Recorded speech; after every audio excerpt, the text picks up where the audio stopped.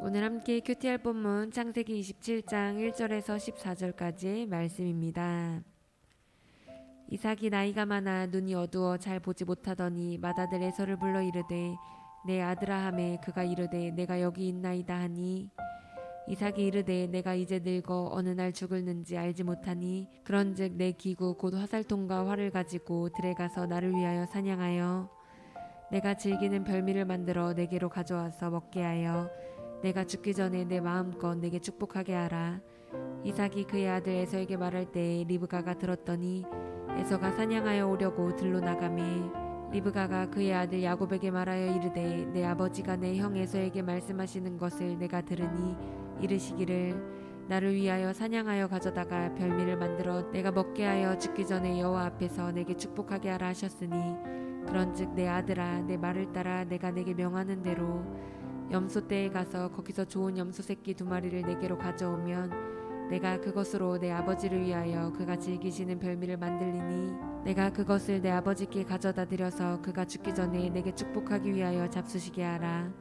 야곱이 그 어머니 리브가에게 이르되 내 형 에서는 털이 많은 사람이요 나는 매끈매끈한 사람인즉 아버지께서 나를 만지실진데 내가 아버지의 눈에 속이는 자로 보일지라 복은 고사하고 저주를 받을까 하나이다. 어머니가 그에게 이르되 내 아들아 너의 저주는 내게로 돌리리니 내 말만 따르고 가서 가져오라. 그가 가서 끌어다가 어머니에게로 가져왔더니 그의 어머니가 그의 아버지가 즐기는 별미를 만들었더라. 아멘. 우리는 어제 본문을 통해서 하나님의 언약이 이삭의 아들 에서와 야곱 중 누구를 향해 승계될 것인가에 대해 짐작할 수 있었습니다. 에서는 탈락입니다. 그렇다면 야곱을 통해 하나님의 언약이 승계될 것입니다. 본문에서 이삭은 세월이 많이 흘러 나이가 많아 늙은 상태입니다. 그는 기력과 시력을 완전히 잃어버렸습니다. 그렇다면 이제 아브라함으로부터 이삭에게 승계되었던 하나님의 언약이 이삭의 아들 중 한 사람에게 승계되어야 합니다. 그런데 하나님께서는 에서와 야곱 중에 이미 야곱을 약속의 상속자로 선택해 놓으셨습니다. 창세기 25장 23절을 보면 이미 에서와 야곱이 엄마 리브가의 태중에 있을 때에 하나님께서 그것에 대해 리브가에게 말씀해 주셨습니다. 25장 23절 말씀 보겠습니다. 여호와께서 그에게 이르시되 두 국민이 내 태중에 있구나. 두 민족이 내 복중에서부터 나누이리라. 이 족속이 저 족속보다 강하겠고 큰 자가 어린 자를 섬기리라 하셨더라. 큰 자가 어린 자를 섬긴다는 말은 하나님의 언약이 어린 자, 즉 야곱을 향해 승계될 것을 의미하는 것입니다. 하나님은 당신의 주권과 은혜로 야곱을 선택하셨습니다. 그런데 하나님의 선택도 선택이지만 에서와 야곱의 모습을 보면 하나님의 언약을 승계받을 자가 누구인지 뻔히 드러납니다. 에서는 장자의 명분을 가볍게 여겼고 자기 힘을 의지하며 살았습니다. 게다가 하나님과 부모의 뜻과는 반대되는 것을 알면서도 가나안 여인과 결혼했습니다. 반면 야곱은 장자가 아님에도 불구하고 장자의 명분과 하나님의 언약에 엄청난 열의를 가지고 있는 사람이었습니다. 그리고 부모의 말에 순종하는 태도를 지녔죠. 그러니 사람의 눈으로 보아도 야곱이 언약의 상속자가 되어야 하는 것입니다. 그런데 이삭의 생각은 하나님의 생각과 달랐습니다. 오늘 본문이 그것을 보여주는데요. 이삭은 하나님의 언약을 에서에게 승계시켜주고자 했습니다. 우리 1절부터 4절까지 말씀 보도록 하겠습니다. 이삭이 나이가 많아 눈이 어두워 잘 보지 못하더니 맏아들 에서를 불러 이르되 내 아들아 하매 그가 이르되 내가 여기 있나이다 하니 이삭이 이르되 내가 이제 늙어 어느 날 죽을는지 알지 못하니 그런즉 내 기구 곧 화살통과 활을 가지고 들에 가서 나를 위하여 사냥하여 내가 즐기는 별미를 만들어 내게로 가져와서 먹게 하여 내가 죽기 전에 내 마음껏 내게 축복하게 하라. 이삭은 나이가 많이 들어 기력을 잃고 시력을 거의 다 잃은 상태입니다. 그러던 어느 날 순간 자신에게 죽음이 언제 임박할지 모른다는 생각이 들었던 것 같습니다. 그리하여 남은 기력이 있을 때 하나님으로부터 받은 아버지의 특권을 사용하고 싶었습니다. 그것이 자녀를 축복하는 일입니다. 당시 믿음의 족장들이 죽음을 앞두고 마지막으로 공식적으로 자녀를 축복해주는 일은 굉장히 큰 의미를 지녔습니다. 단순히 아버지의 소원을 기원하는 것 이상의 의미를 가지고 있는데요. 그것은 첫째, 하나님의 언약과 복을 승계해주는 일이자, 둘째, 앞으로 있을 일들에 대해 예언하는 종교적인 내용을 선언하는 것이었습니다. 왜냐하면 그들이 축복할 때 하나님께서 그 축복에 개입하셔서 그 축복을 인도하시고 또 축복을 통해 역사한다고 믿었기 때문입니다. 그래서 이 축복은 반드시 하나님 앞에서 행해졌고 하나님의 이름으로 선언되었습니다. 하나님 앞에서 하나님의 이름으로 선언되었기 때문에 다시 변경할 수가 없는 것이었습니다. 이렇게 아버지가 살아생전 마지막으로 자녀에게 하는 공식적인 축복은 너무 중대한 일이었기 때문에 축복을 하는 자는 신중을 가해야 했습니다. 이삭은 에서에게 축복을 주어 하나님의 약속과 복을 그에게 승계시키고자 했습니다. 에서가 사냥해서 아버지에게 자주 공급해 주던 그 요리를 만들어 오면 그것을 먹고 그를 마음껏 힘있게 축복하겠노라 약속했습니다. 여기서 궁금한 것이 있죠. 이삭은 왜 에서에게 축복을 통해 언약과 복을 승계하려고 했을까요?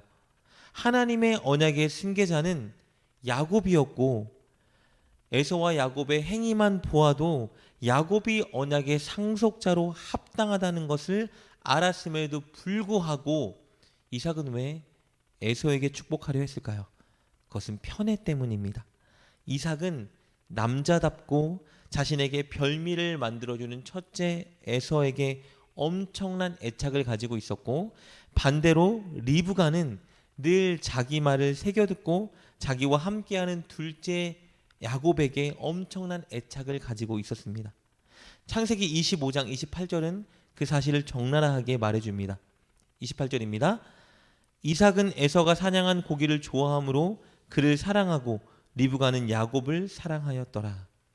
이렇게 이삭은 첫째에 대한 편애 때문에 하나님의 뜻을 거슬러 자신의 뜻을 성취하고자 했습니다. 그런데 이 일에 아내 리브가가 제동을 걸기 시작합니다.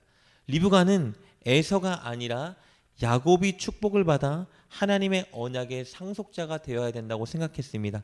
그래서 음모를 꾸밉니다.